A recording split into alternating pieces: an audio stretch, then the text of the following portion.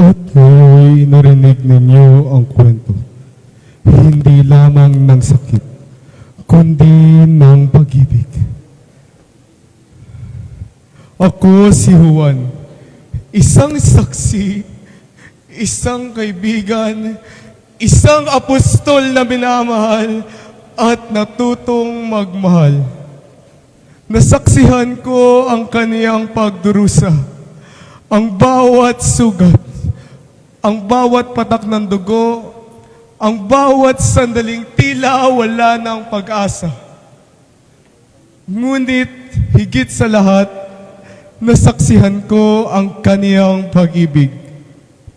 Kung kaya sa pag-uwi ninyo ngayong gabi, huwag lamang ninyong tignan ang sakit, kundi dalhin ninyo ang aral nito.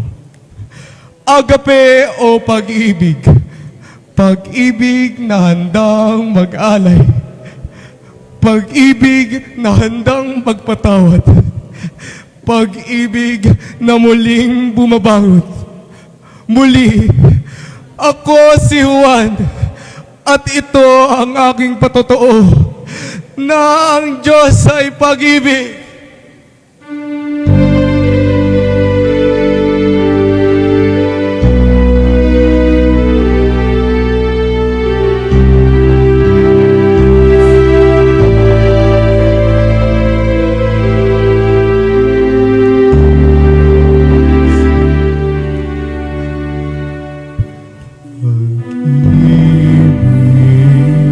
Ang siyang pumukaw sa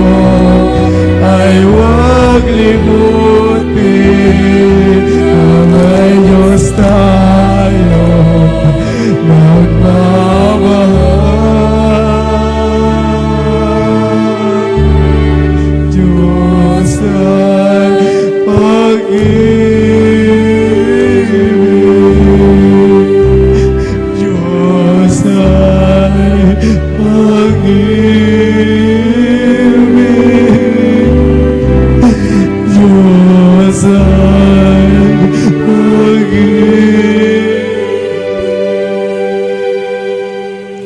Ang sinakulo ay paalaala sa atin na ito ay hindi lamang isang dula, kundi ang pag-ibig ng Diyos. Naway ang ating napanood ay hindi lang manatili bilang isang karanasan, kundi maging paanyaya sa pagbabago, pagbabalik loob at pananampalataya.